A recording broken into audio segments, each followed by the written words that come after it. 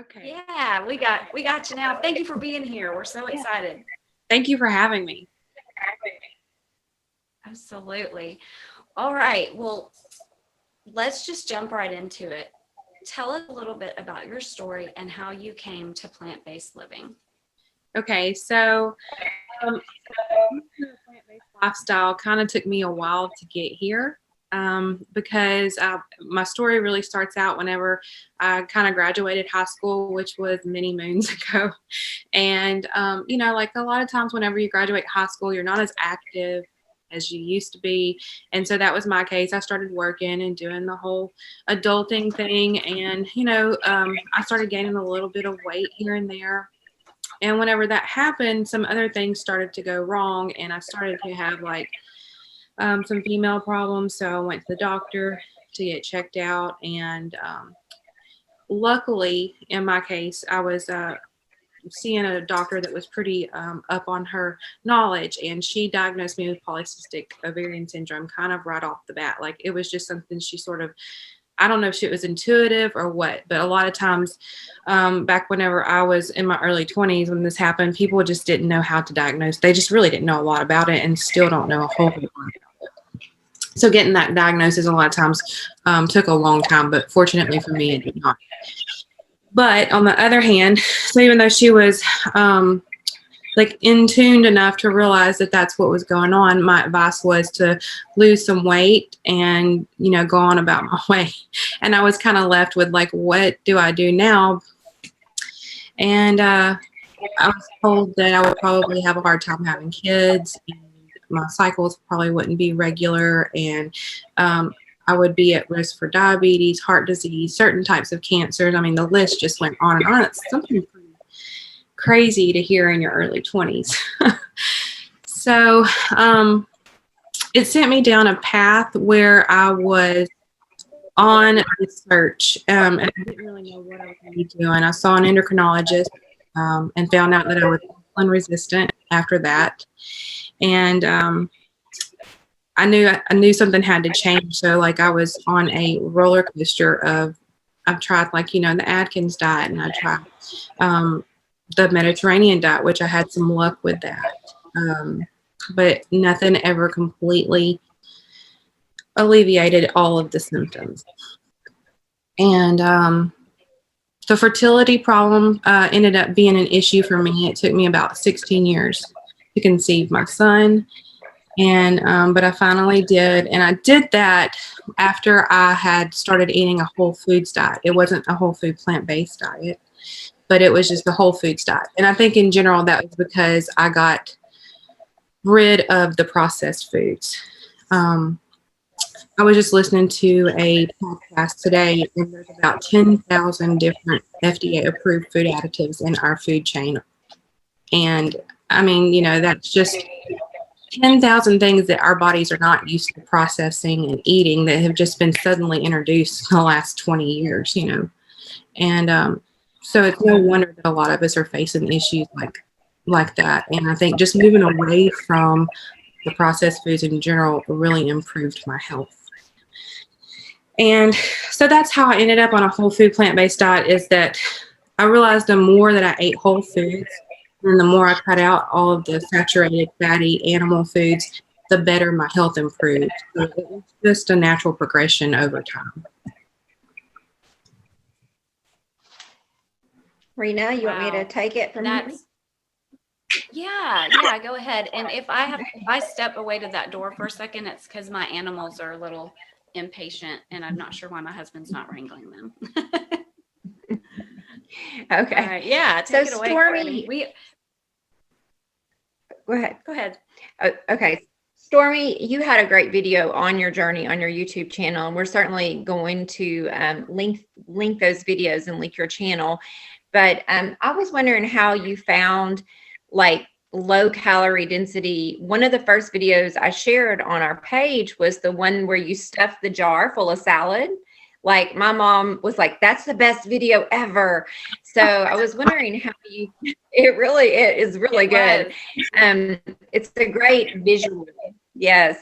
So how did you find, whole foods plant-based, and how did low calorie density eating? Because I know when I first found, plant-based wasn't new to me because of my chosen career field, but low calorie density, like when I really got that, it was a major change. So would you share that with us? Sure. So I ended up reading, coming across the Starch Solution. I don't remember how I actually came across that, but I picked it up and I thought, we'll see. Like I wasn't really sold on plant-based, but I did realize that the closer, like I said, that I got to just whole foods without all of the extra, the better my health improved. So I was like, this is really the only thing that I haven't tried. And a lot of it really made sense in the book. And I was like, most of us come from a standard American diet or some type of modern diet like that. So I was a little bit just like, I don't know if this is going to work, but let's, this is the only thing I haven't tried. Let's try it. So that's how I got there. And whenever I realized what was going on with like, well, you're eating the same volume of food, but you're just taking in a whole lot less calories. Then I really started looking into that, researching that. I actually came across Chef AJ, like a lot of us have, I'm sure. And it's like just the light bulb went off. And I was like, I've always needed to eat. I guess I'm a volume eater. And so I always feel like I was like having to eat these little tiny portions and I was never satisfied and I was hungry. So then you would go through like a cycle where you would probably eat too much, and then like try to restrict and then too much. I mean, I did that for a long time and it just doesn't work for me. So that's how I learned about calorie deficit. The light bulb went off and I'm like, hey, I can eat food. I can be happy. I can be full, but I don't have to take in all the calories. Yeah, it is. I tell Rena all the time, like, I feel like we discovered, we all grow up knowing if you eat less calories, you're going to lose weight. Like we all know that, right? It's just math, but there's just something about discovering the whole calorie density way of eating. I feel like we discovered something amazing, when we found that. So especially cutting out oil. Yes. And speaking of that, could you share some of your favorite go-to meals? Because you're quite the cook and I'm a big cook as well. but I love your recipes. What are like your favorite go-to meals that you do in your house a lot? So a lot of times, like I love my, like if I have a bunch of vegetables in my refrigerator that's just sitting there and I, kind of at the end of the week, I like to call it out my clean out refrigerator soup. And those are fantastic because that goes right back to calorie density. You just put a little bit of broth in there, season it up like you want to, and throw all those veggies in there. And I will eat that before my meal or even with my meal sometimes because I don't eat salad all the time. I do try to get in as many salads as I can, but I'm like more of a hot food kind of person. So that's one of them. Tacos, any kind of taco, black bean and sweet potato taco with a little bit of lime in there. I have a really good recipe on my YouTube actually that I borrowed from somebody. I shared the link up to her recipe and it is fabulous. So those are like my go-to, and also my hash brown nachos. I don't know if y'all have ever tried those, but I do the hash browns in a griddle or the air fryer and then top it like you would nachos, and it's so good. I'm going to have to look at that one because I have so far not had great luck with hash browns. I just keep failing miserably with the hash browns. So I've got to go back and look at that one. So let's see. I keep wanting to take my glasses off because of the glare, but look. So I've noticed that you garden, you work, you're a mom, you cook from scratch, you buy, we all buy a lot of groceries. I went to the store today and I told my husband, we eat a lot of produce. That's why it's bulky. There's lots of bulk. And I was thinking today, I eat about 3 or 4 servings of greens every day. That's 28 servings a week. So we have to buy a lot of food. How do you balance all of that? Because you do a lot. I do a lot. Yeah. So I have a flexible job that makes it, handy for me. I do get to go in like at the hours I choose within reason.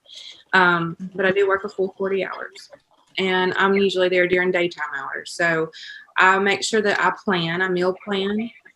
I also plan my garden kind of like a meal plan. I try to work in the garden at least twice a week. I try to stay on top of the weeds, but once I get it going, it's not too bad. I have like a little tool that I use that helps me weed it fairly quickly. So So I put a lot of thought into that whenever I decided to do the gardening, as well as how I would be able to maintain that. Plus, my husband does help me too.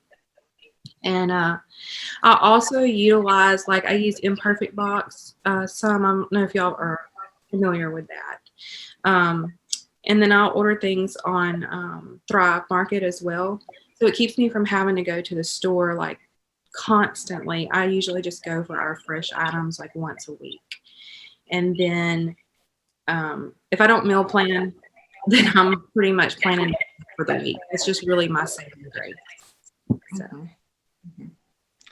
Yes, meal planning is definitely something that you have to kind of learn to do, or at least have a basic meal plan where you do.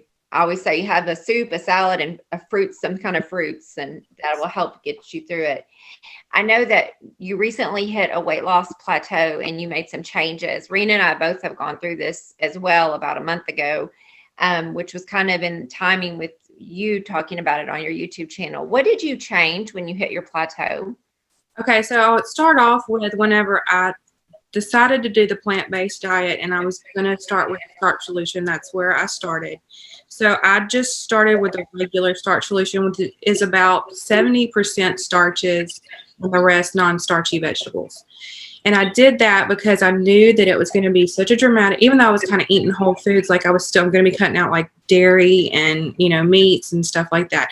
And then I still had a little bit of processed food in there here and there before I started the Starch Solution. So I knew it was going to be drastically different, and it was going to cut calories by itself, just switching over to that way of eating. Because at this point in my life, I was a pro, at dieting and then gaining weight and dieting and gaining weight. So I knew that I needed to eat or lose weight on as many calories as I could, so that whenever I did hit a plateau, I had room to wiggle.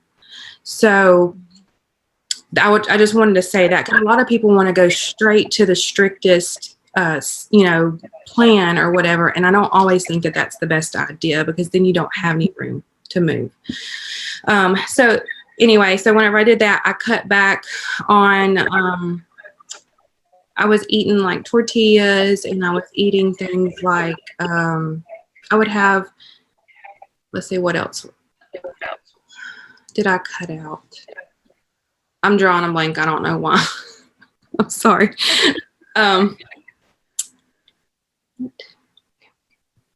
I'll help What about, prompt you.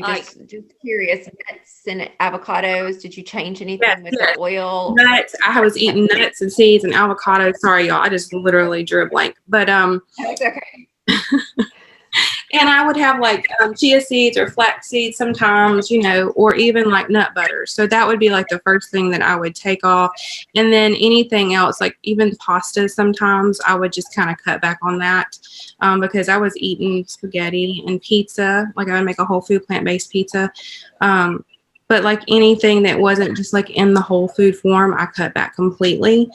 And then I kind of started walking a little bit here and there, but I'm not super consistent with that. I'm terrible at adding in the exercise because of everything else that I have going on. So that was the main things that I did. This is kind of along the same lines. I'm going to ask this in a two-part question before I turn it over to Rena. The first one is, when you were transitioning from, I know you were on a whole foods diet, not standard American diet, and that's what I did as well. When you transitioned from a whole foods diet to a whole foods plant-based diet, what did you do? Like, what are some of your tips for transitioning? Because we have a lot of people on this channel transitioning. Okay. So what I did, I did kind of like jump in with both feet forward. I went from one day being like regular to the next whole food plant-based. But like I said, I really think that my key thing is meal prep. But I would pick out, like, I would try to keep it simple in the beginning. I would pick out like maybe 2 meals for dinner. And I would say, okay, I'm going to have this like every other day, like for 5 days or something like that. And then I would do something really simple for lunch. Like I would do a soup, and then maybe like my taco. I would try to find My favorite meals that I loved before transitioning, like my tacos, because I'm a Texas girl. So, and try to find a way to make them whole food plant based where I still enjoyed it. So, I guess one thing I like to say is to find your favorite recipes and maybe 2 or 3 of them and change them right off the bat so that you have that to go to and you're not like feeling like you're missing out. And then try to focus on all of the good things that you get to have, not what you are cutting out. So that would be my biggest tips. I'm going to go off script. Rena, don't kill me. Broth. I know you do low sodium, and this is an area where I'm struggling. So I'm asking you personally, what do you do for broth? What do I do for? Sometimes I make my own broth, like I say, vegetable scraps, and then I'll fill it up and I'll cook it down to where it can like it's half of what it was, so it's the flavor is super concentrated. And then sometimes I use miso, but I really have to watch the sodium because my husband, I can't, has certain things that we can't use it for. But miso is not as bad for you if you use the sodium. And time is one thing I think that really helps because it takes about 4 months to truly get used to going completely low sodium. Yeah, it's been tough. That's the area now that I'm working on for sure. And I had another off tip question, if Rena doesn't mind. We've both been struggling with the sweet and stevia. We both love our stevia. What did you transition to with sweets? How did you deal with that? Because neither one of us eats sugar and we're not crazy with the sweets, but that's been kind of a mental hang up for us. Did you use the dates or date syrup or or maple syrup? I use all of them actually still. Now I'm super sparing with that I've sort of transitioned to maximum weight loss. I did do a recipe for sweet potato pie that I use the maple syrup in, but in my day-to-day, I'm light on that. But what I did is I'm a chocolate lover, and I ended up getting some vegan chocolate and giving myself grace. Put it in the back of my refrigerator so I wouldn't see it like all the time, but I knew it was there, and it was kind of like a security blanket. Like if I really needed a piece of chocolate, I could go in my refrigerator and get it and not feel bad about it. Because I had already changed so much that I felt like it wasn't that I was giving myself a break or like a treat because I deserved it, but it was just like a sanity thing, like a long day and I just want a piece of chocolate. So I just had to give myself grace. And eventually I feel like your taste buds change over time. But also life's too short to be so strict 24/7. Yeah. I love that about you because we both are pretty strict, but occasionally I just want a pack of stevia in my tea and I don't want to stress about it. The last part of that question, and I think you may have answered it, but if you have anything else you want to add before I turn it over to Rena, is any tips for maintaining a whole food plant-based diet that we haven't mentioned yet? I'm sorry, you broke up that last part. Oh, that's okay. Do you have any other tips for maintaining a plant-based diet that we haven't mentioned yet?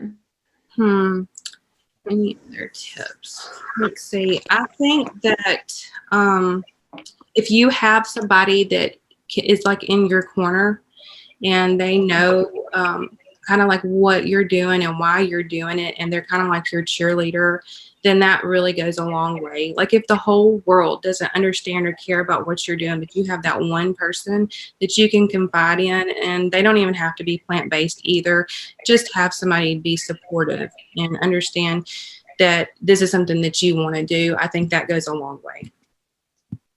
Yeah, Rena and I have each other, and we talk about that a lot in the group about having a buddy, how important it is, or use the group, but having someone you can talk to about it, because it is hard sometimes. It can be a lonely journey. So especially in the South. Right. Yeah. So I'm going to turn it over to Rita, and I'm going to sit back and relax unless y'all call on me. Thank you. I want to, before I get into the things I have to ask Stormi. I feel like, so special that we get to just have our little list of questions.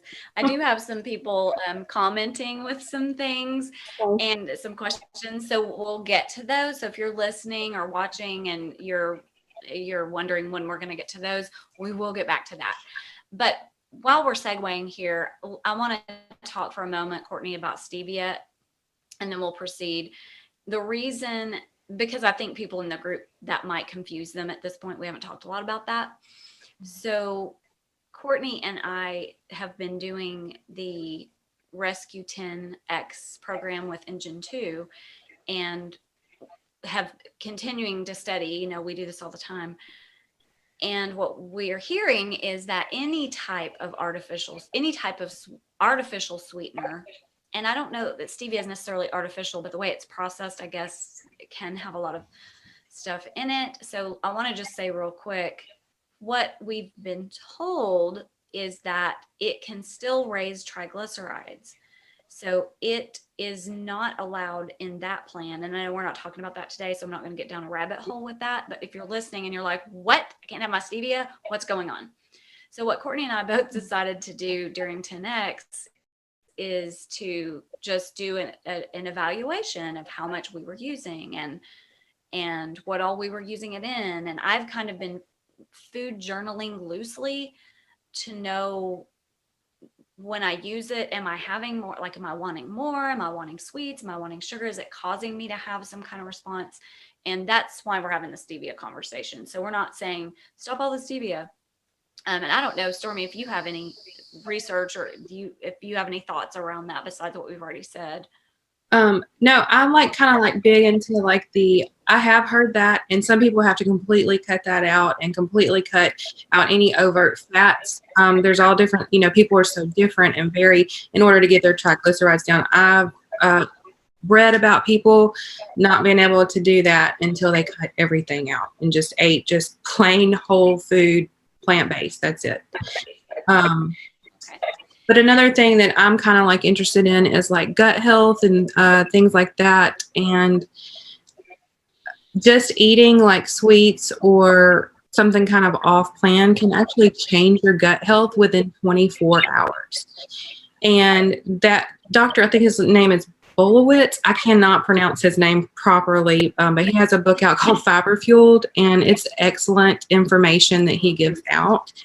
And it talks about how dramatically the microbiome in your gut changes. And the thing that's important about that is that they're not just in there and they're not benign. They are communicating with the rest of your body, and we live with them symbiotically. So anything that you do that influences all of these microbiomes inside of your gut actually has an influence on what you eat, because they survive off of what you give them. So if you have the bad guys in there, you're giving them processed foods and animal, products and stuff like that, they're gonna be like, hey, we need more of that in here. But if you're giving them the whole food, plant-based foods, they're gonna be like, hey, we need more of that. And the good guys are gonna outlive the bad guys. So that's why your cravings change over time. The more that you eat whole food, plant-based, because they actually send out signals saying, hey, we need some more of that vegetable food that you just gave us. So that's kind of the stuff I'm interested in. I love that. I was just having this conversation with a friend recently about gut biome and how when you put meat in there, it creates and I'm not a chemical person, and I love that you are, but it does something to the microbiome. Like you said, it does something that makes it, and this was, I think, what I was listening to is related to diabetes, but it makes it easier for fat that shouldn't be, for fat to be in your body where it's not supposed to be. And that was fascinating to me with respect to just in general, and also with insulin resistance versus insulin sensitivity, and very just basically why your body hangs on to fat, what is literally fat. Because I think Courtney and I both came to this conversation just with fat that we wanted to lose from age whatever. But I want to get back to something you just said, which was you were talking about cravings, and I'm skipping around on our list a little bit, but I have a question in the group about cravings. And since that's on our list anyway, I thought I would ask you, what is the best way? And did you have cravings? How did you deal with it? And if people are new, do you have any tips on that? Okay, so yeah, of course, like, I'm human. We all have cravings. Like, we all have like the things that we grew up loving to eat. And so my solution is to use my brain the best I can and to, I don't know, maybe find a traditional recipe of whatever that thing is I'm craving and see how I can come up with a whole food plant-based way of making that. And that's where a lot of my recipes come from. It's like something that I wanted and I had to have some way to make it work. So that's really what I do. I love that. And when I first became vegan, which was many years ago before I had the understanding of everything that I do now, but I was still vegan. That's what I did, because a lot of the cookbooks and things, especially back then, had these crazy ingredients, and I just was like, well, how do I make this thing? Which is what I was missing out on. And I think also along with that, you have to make a decision, right? That whether it's for your health or because people want to lose weight or both, because they don't exist in vacuums. You have to decide that this is a change and that you can win against cravings. I love something that Chef AJ said about, and this is when you have food addiction, but I think it applies. And you have to get to know yourself, right? But she talks about how when you have cravings or food addiction, that you're in like the food addiction meeting and your craving is outside, not just limping around. It's out there like lifting weights and getting ready for that second that I loved that, because I just saw it. I was like, I can just see, whatever it is that I might crave. I mean, it might be weird compared to other people, but let's just say somebody's trying to give up meat and all of a sudden they're like, I just want a hot dog. That hot dog is out in the parking lot lifting weights and slathering itself down with all kinds of bad stuff. Yeah. And the second you take a bite of that, it's ready and it's strong. And in that moment, it's a lot stronger than you are. Right. So at some point, like you did, you just have to say, this is the way I eat now. This is what I'm doing now. And I think the first thing you said about, or prior, you said over time, your taste buds change. I think that you just have to remember that. And the other thing, because this came up in the group, that I would say, and y'all have already said this too, is that have a buddy.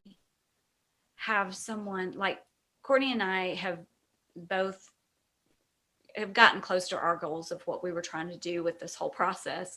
And there's no way I would have stayed as focused and, without having a buddy.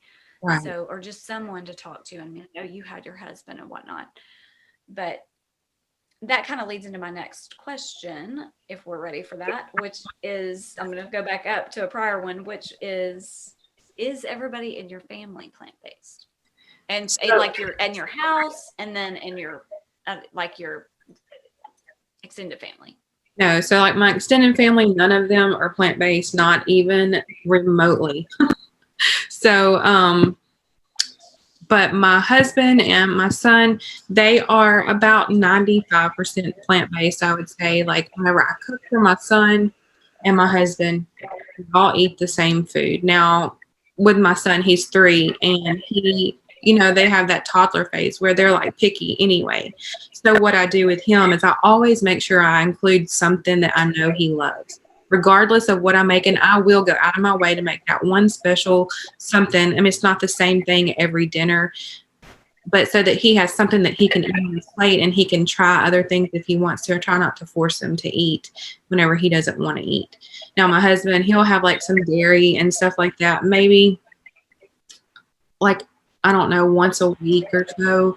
It's not like all the time. And then he really doesn't eat meat. And if he does, it's super, super sparingly, maybe like every 3 or 4 months. So he's not 100% plant-based, but he's just about there. And he's reaped a lot of benefits, even not being 100%. So.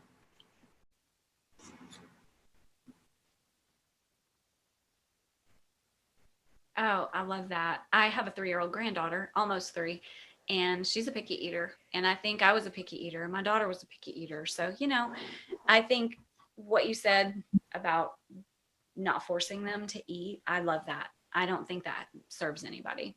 No, I wouldn't want somebody trying to shove Great food. tip. No, and I mean, kids are very intuitive. Like Harper she will eat. It may not be her jam to just sit down and eat a lot at once. Kids have small bellies and they get a little bit and they get full and then they're hungry a little bit later. And we're like, we just kind of let her do her thing. And we go through days where we barely eat anything. I mean, we, as in him, but he barely eats anything. And then the next day he makes up for it, like he's like a bottomless pit. Yeah.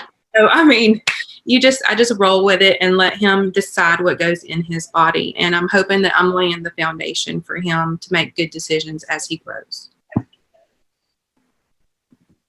I think that is so smart. And again, a little bit of a rabbit hole, but the research shows that children who have a standard American diet, by the time they're as early as like 10 years old, tests show that there can already almost like atherosclerosis that early. And it just doesn't, because they find this with teens even, that when they start looking, that was already there. It was like laying the foundation. So I mean, if you're going to lay a foundation, you might as well lay a smooth one rather than one with arteries that have already stuff building up in them. Courtney, did you want to add something on that? Oh, well, my children are grown and I raised them. I had been a vegetarian early on but I was a cheese and breaditarian. And so, I ate a lot of cheese and bread and vegetables. But so I raised my children. I married a meat eater previously. I'm divorced from him, but remarried now. And I raised them what I call flexitarian. So they only had meat about 4 times a week. And I was very healthful cook, but I'm glad I did, because now they have a very wide variety of foods that they eat, and they're pretty health conscious for the most part. So I'm glad I laid that foundation, and I wish I had raised them this way, but I did. You do better when you know better. So I think it's great. Go ahead. Did you send, like, whenever you sent them to school, did you like pack their lunch and that kind of stuff, or how did you deal with that? I have a little bit of a lag on one of my screens, so y'all are both frozen. I don't know if y'all can see me. You're frozen. I can see you. Oh, it's been kind of freezing and then it'll go. So I think we're okay if everyone can hear us. I did pack their lunches. It's quite funny. I was a stay-at-home mom. I worked part-time. I'm a yoga therapist. So are you okay? Okay. I worked part-time, so I would make a lot from scratch, like everything from scratch. And they would sell their lunches for processed food. Oh, goodness. Yes. It became kind of a joke, but they would, it was cool to eat yogurt, whatever those squeezy yogurt were, or the Quaker. So it was kind of funny, because now they're in their 20s. And now when I see their friends, they're like, remember those peanut butter balls your mom used to make? And, like you had the good lunches. And I'm like, yeah, everyone was eating them, but my kids. So oh my goodness, I did. That's so funny. That would happen. It's kind of funny now. We laugh about it. But, yeah. Oh my gosh, I think you've told me that before. I love that story. So I'm gonna let you guys know if for some reason I don't chime in or you don't hear me saying anything. It's because on one screen sometimes it's freezing up. So I can tell by my other screen that y'all are still talking. So if that happens, just go for it. But I think we're okay right now. With it. Let's see. We had I think we did that one. Oh, we would love to hear what you're cooking for Thanksgiving. Okay, so for Thanksgiving, we're gonna try to keep it kind of traditional. I went ahead and I put a video out on my YouTube channel where I did like the Southern dressing, because it's like my favorite thing. Like I always looked forward to that whenever my grandmother made it, and she's not with us anymore. So I was like, oh, I got to figure out some kind of way. It's not, I did do it low fat, so it's not as rich as hers was. It's still really good. And it tastes like Thanksgiving. So we're having that. And I'm going to do some kind of green bean casserole. And I'm going to do I love to do like a medley of potatoes where I take like regular potatoes and sweet potatoes and like the little red potatoes and dice them up small. And then I toss them in broth and season them up and roast them in the oven. So I'm going to do that. And then I think I'm going to make some like little mini pies and probably have like a big salad. And I've got a ton of greens growing in the garden. So probably going to do some fresh greens. I have my husband has a very green thumb. So I have him on a plan to get, we've had a garden before. We don't have one right now because we're in a newer house, but I love, how big is your garden, by the way? I would say it's like 10 by 50. So, Wow. yeah. Oh my gosh, that's amazing. Okay, when COVID is over, we're all going to Stormi's. Road trip. That reminds me. We'll have to tell Stormi, like we said when COVID is over, we're doing, I've never been on a cruise. Didn't know vegan cruises existed, but I'm like, vegan cruise, vegan, like there's a conference. Is it Marshall, Texas? It's somewhere I don't like know. 4 hours from Yeah. here. Have you heard of it? I haven't. There is a huge, it's like Plant Fest or something like that. And anyway, we're on the email list, so we'll let you know. Maybe we can meet up in the middle there, but because it's probably between us and you. So And Engine 2 does Plant Strong, but that's something different, right? yeah, I want to say it's in maybe near Nacogdoches or something like that. It's about 4 hours from here. So yeah. I think they did. Cool. Didn't they do that one this year, but they did it online, right? Didn't they do it online? Or I did one of the Plant Strongs online this year, the Kitchen Rescue. I did that one online. They did Plant Strong online as well. And that Fiber Fuel doctor was on there and he was amazing. He was so good. Yes, I really enjoyed listening. He is. Okay, Rena, I'm gonna let you get back to questions. I'm sorry about that. Sometimes it seems like I'm interrupting you because I can't tell that you're talking because I don't know what is going on. I can tell on my big screen that it's not doing it, but my laptop's doing it. So whatever. Sometimes what I do when people say, where do you get your protein? Is I ask them where they get their fiber, because fiber is this, the scrubbing bubbles of your body that keeps you healthy. So anyway, I won't go down that rabbit hole, but I'd love to say that. I get my protein from the same place I get my fiber. Right. And it's funny, like how whenever then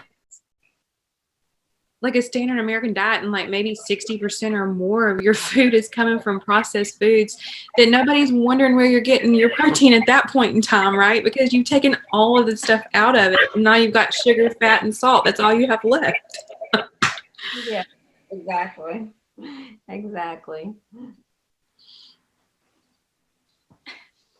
I know it's crazy. I'm sorry, my screen keeps freezing up, so I'm a little bit off from y'all. But then I have, how do you plan to navigate the holidays with family members who aren't plant-based? So what are your tips on that? Okay, so my tips on that would be, well, like there's a bunch of different avenues that you can take. So I know this year, like with it being COVID, like a lot of people may be staying home. So that may be like, if this is your first year doing a whole food plant-based Thanksgiving, that kind of might be your saving grace where you're not having to mingle with a lot of people and you can kind of like test the waters out without being under the microscope, so to speak. And so that might be a good route for some people. For other people, it may be like to eat a big salad before you go. Make sure that you bring something with you that you can eat. That's always something that I do, maybe even 2 dishes, and then you don't have to tell people that that's what you're doing. And you don't even have to tell people that it's like a vegan or a plant-based dish, because if you bring something that's really delicious, then it speaks for itself. And you're really there to visit with family and friends anyway. So I always try to make sure that that's my focus. It's really not about the food, it's about the company. And that's just what I try to do. Yeah. I think that's great. I think that's great advice. And I think it's Doug Lisle that says, if you're going into a situation like that, just say, oh, I'm trying this out. Oh, this is just something I'm trying. If it comes up, Right. I know my husband recently went hunting. I know that's like a whole other thing. But he has been meat free. He has not been eating meat, but he is going to eat meat on Thanksgiving. But anyway, he had met his brothers and whatnot to go hunting recently, and I helped prep him all this food to take so that he wouldn't have to eat meat while he was there. I'm not, the irony is not lost on me, but Courtney's did the same thing with her husband. So we're My just husband's like, in a deer stand right now. I mean, he's not, he's just looking at the deer, The South, these are the battles we're up against. I know, but so I made these awesome beans. Well, he took them, and so the first night they had the beans he shared, and everybody had them, and nobody asked like, "Where's the ham hock?" Because I asked him, I said, "Well, how did you make beans?" He was like, "Back in the day, like, well, we put a ham hock in it." I don't even know what that is. I never was really a meat eater, so I'm like, "Well, that sounds disgusting," but he said that he just didn't. When it was time to eat, he had a separate cooler, I think, and he would just make his plate and not say anything. Like, he didn't make a production out of it, and nobody asked, "Why aren't you eating this or that?" And I thought that was a great example, because I don't know, I guess I would have thought it would have been harder. It's only as hard as you make it sometimes, I think. Right. Yeah. And you said that about Doug Lisle, Dr. Lisle, a while ago. Another thing that he has said, and I think it's just good to note, is that if somebody's like, hey, why don't you try some of this, and it's not plant-based and you just really don't want to do it, you're trying to like maintain, then you can just kick the ball down the court, so to speak, like, oh yeah, maybe I'll get some in a little while, and you don't even have to like go into the whole spiel about like, I'm not doing this, I'm not eating this, blah, blah, blah. You don't have to do that. If it's somebody that really makes you feel uncomfortable about that, kick it down, and they may not even ask you again, so. Yeah. The thing I think that happens is, yeah, I love that too. And I think I was vegetarian in the late 80s in very small town Arkansas. So I've always been a unicorn, but I was pregnant and vegetarian, and you would have thought, the sky was falling. And I'm used to that.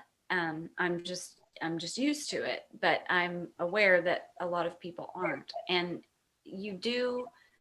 so what I know from over the years of that is it makes people uncomfortable, because it's kind of like they think that you're saying they're doing something wrong, and they're defensive about it because they either feel guilty about it, or it's like they don't want that one healthy around when they're eating pizza and drinking beer, whatever. I don't know.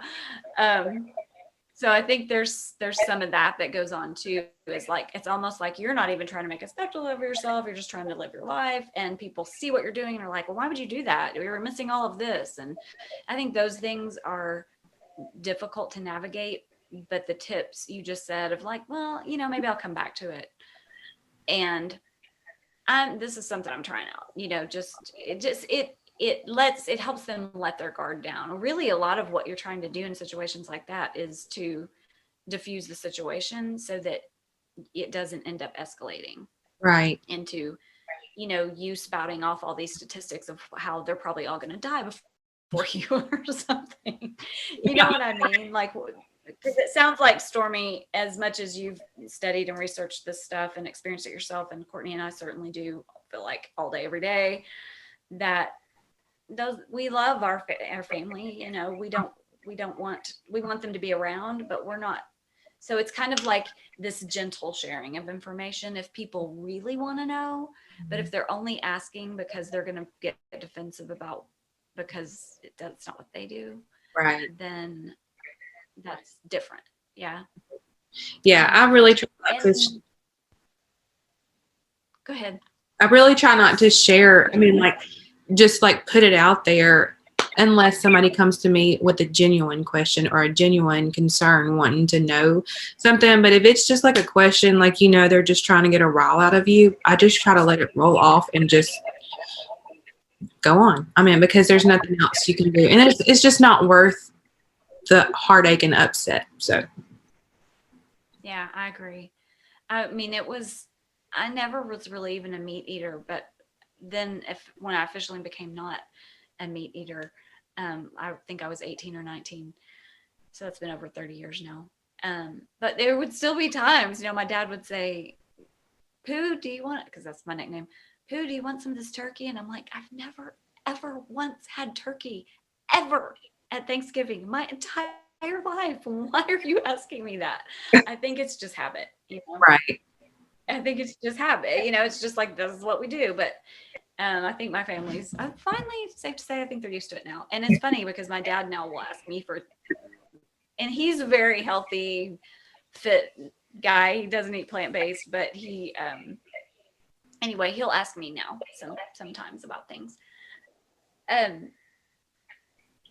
Oh, this is a good one. What are your favorite kitchen gadgets or appliances? Okay, so something that I feel like it took me a long time to buy it. Why? I don't know, but it's my Instant Pot. I know like people talk about having an Instant Pot all the time, but it is one of my absolute favorite things because it's a set it and forget it. Like if you forgot to soak your beans overnight, and you really needed them, you didn't have any canned beans or whatever, you can throw those in there and have them ready in 20 minutes. I mean, like you really can't beat that.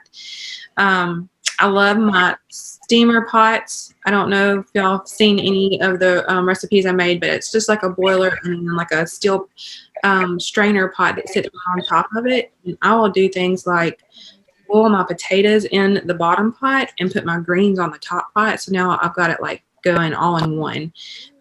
So that's one of my favorite things. And my food processor, I feel like I can't live without it. So I would say those are my top three. What about air fryer? I know you teamed up with Canel to do an air fryer giveaway recently. Yes, I did. That is a really neat air fryer because of that rotisserie basket that's in it. But it's also, I think it's like 12 and a half cube. It's like 12 and a half. I don't know. It's really big. I can't remember what the exact measurements are anymore, but it's got 2 trays that you can put in there so you can, cook 2 different things or enough for your whole family, like if you're doing fries or whatever. And that is another one that I really like to have because I get my hash browns crispy without any oil. So, and the French fries too. Oh.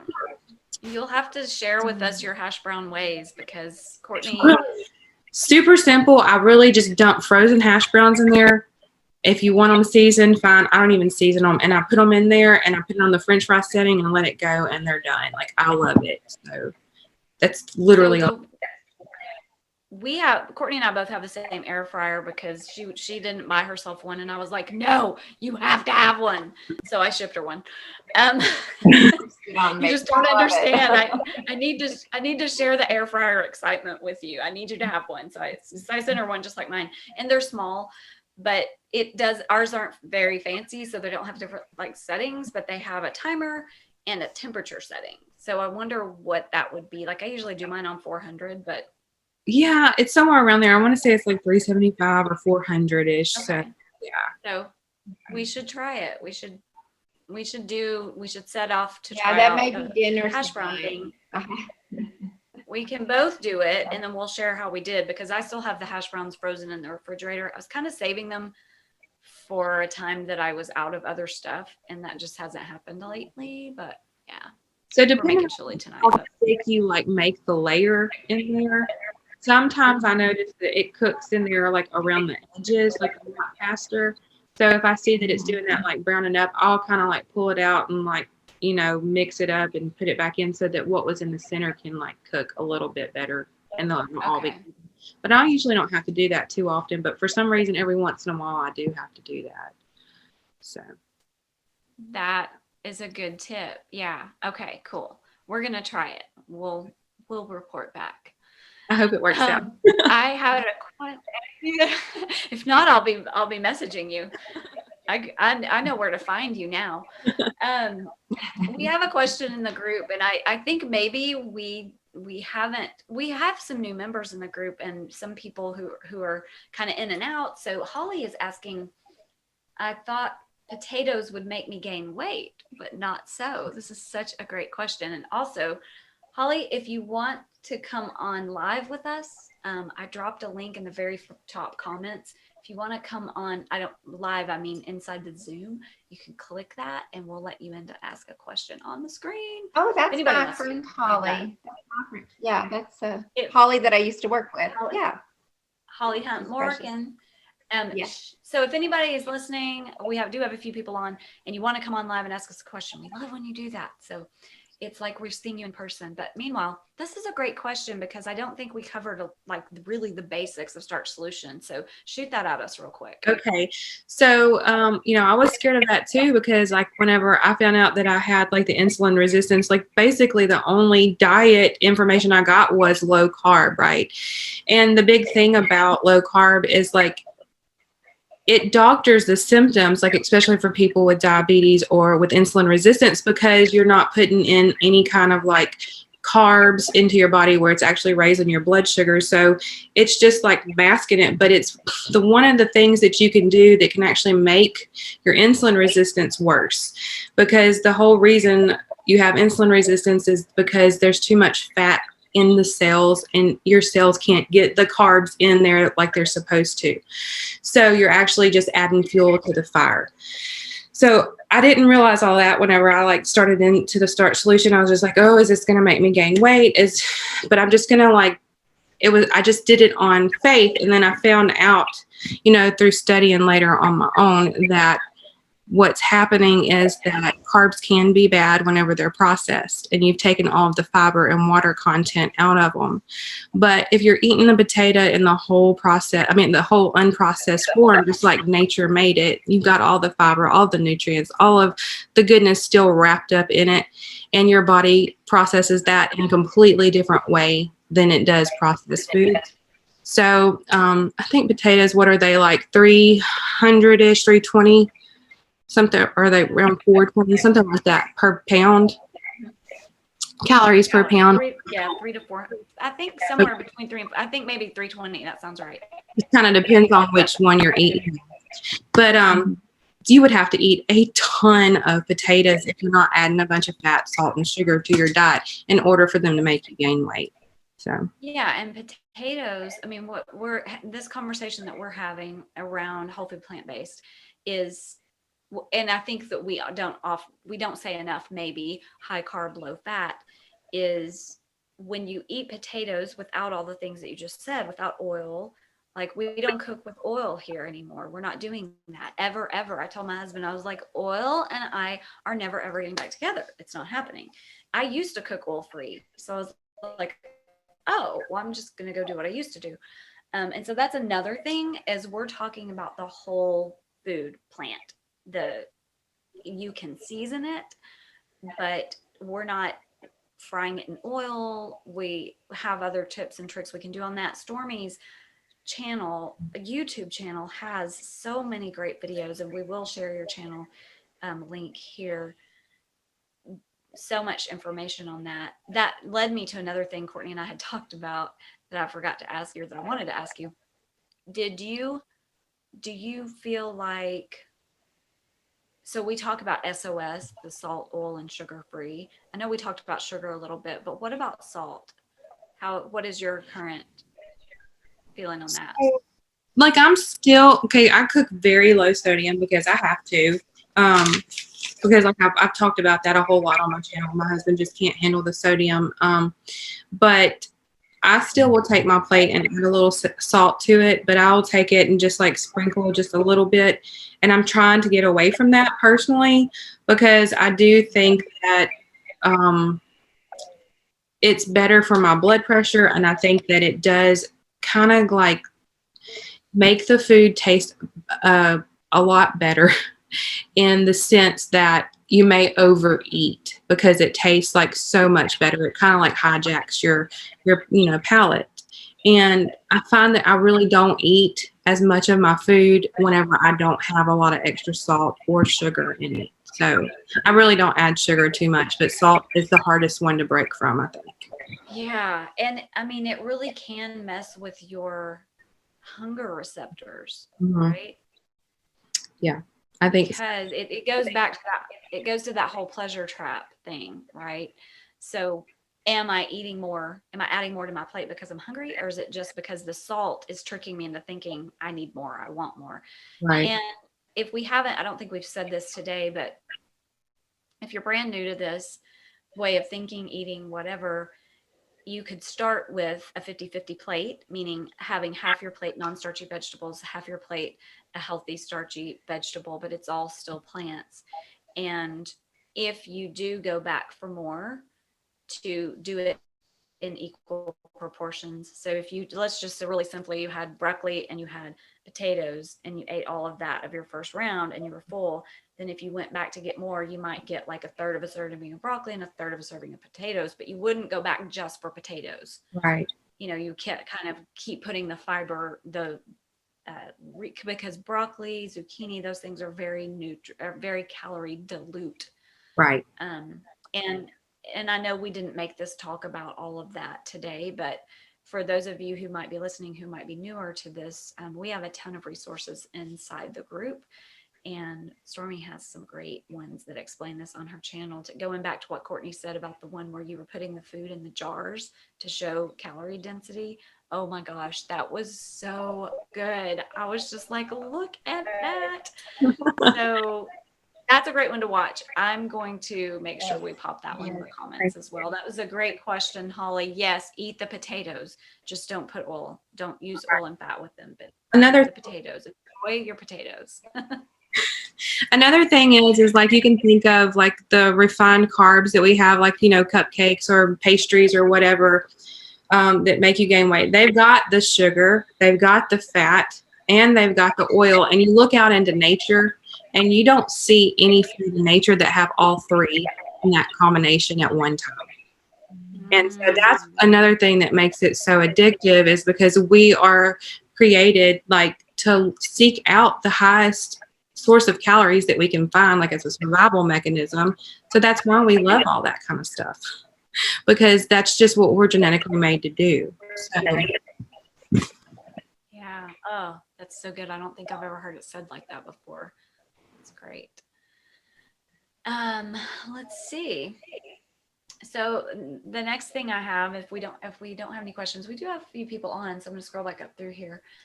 And I do want you to tell us how yeah. I was going to say, I have a question, but go ahead if you were going to ask something. No, I was just going to have her I was going to tell them I'll share her YouTube channel and let her tell us that as well. But go ahead. We still have 20 minutes. So okay. I'm going to check and see if there's any questions coming in. Stormi, I have PCOS as well. And it started out as, when I was 23, I had my first child, but I had lost a child before that in about 5 months. I was 5 months pregnant. And they said, it was lucky that I got pregnant so fast after, because I probably wouldn't have. But then I kept getting pregnant. So I have 3 kids in 4 years and then 1 that I adopted. So I have 4 kids that are 4 years within each other. But I developed a huge thyroid goiter and I had to have it removed. But I've been told that the Hashimoto's and the thyroid disease and the PCOS, it's all just kind of really one, endocrine. My endocrinologist says it's all just one disease, basically. I have rheumatoid arthritis. That's what really got me on this path, was rheumatoid arthritis. And they found that I had a congenital heart problem. And so, I'd always been told, and I was also insulin resistant. I was taking metformin. I was about 28 pounds heavier than I am now. I was taking shots. I don't even remember what they were called. and I had a pancreatic attack. So, I was just kind of led to believe I couldn't lose weight. I mean, I was just basically told PCOS, you can't lose weight. It's so hard. And I feel like finding this, I kind of got to the point where I just accepted the weight that I was. This is how I am. I exercise, I eat clean. I wasn't vegan by any stretch of the imagination, but I just kind of wanted to talk, it's not really a question. It's just, were you kind of led to believe, like with PCOS, like you just forget about it. You're not going to lose weight. You're not going to lose weight. It's over with. For sure. Like as a matter of fact, they told me that it was probably going to be extremely hard for me to lose weight. And I think that goes back to what I was saying whenever I was first talking about, is that they didn't understand a lot about it. And I still think they don't understand a lot about it, not like in the traditional sense, because a lot of doctors go down the traditional route where they're learning about medication, and they're not even open to learning about nutrition. And some of them think that nutrition have nothing to do with all of these diseases that we're getting. But I think that it's hard for people with PCOS to lose weight with insulin resistance because it's a vicious cycle.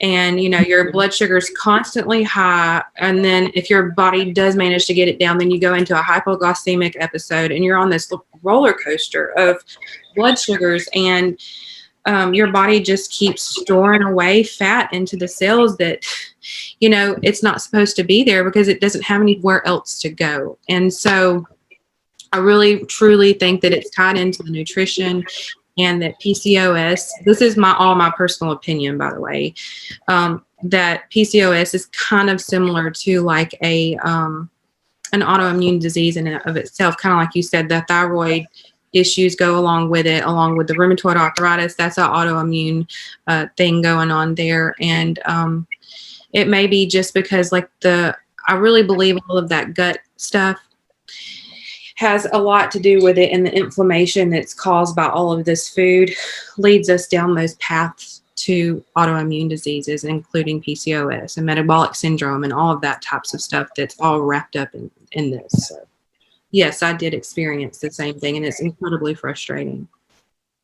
I will tell you, I have a local rheumatologist, and when I tested positive for RA at 48, I'll be 50 in a couple of weeks.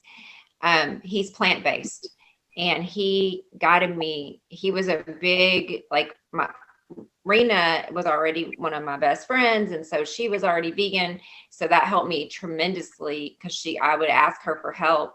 But his guidance and him putting me on plant-based to heal and not go on medication. And I am on no medication except thyroid medication anymore. That was life-changing. I mean, for a doctor to say, you need to be, and I work for a plant-based doctor as well. So it's, I just wanted you to see that. Yeah, because they're far and few between, but I feel like that so many lives could be changed. And I think that is starting to turn around. And, they've got they have people coming into schools now and talking about nutrition, but it's still so minor compared to the vast majority of training that's going on. So, but that's awesome that it's starting to turn around, There's also another lady, I don't know if you're familiar with her, on Running on Kale. Have you heard of her on Instagram? She also has a podcast. No, but I'll check her out. Her name is Bonnie Yamafuji, and she had rheumatoid arthritis and turned to a plant-based diet, and she is in remission. So you might be interested in her. Cool. I'll check her out. Running on Kale. That's all I got. I'm going to add that. Add that to our links as well.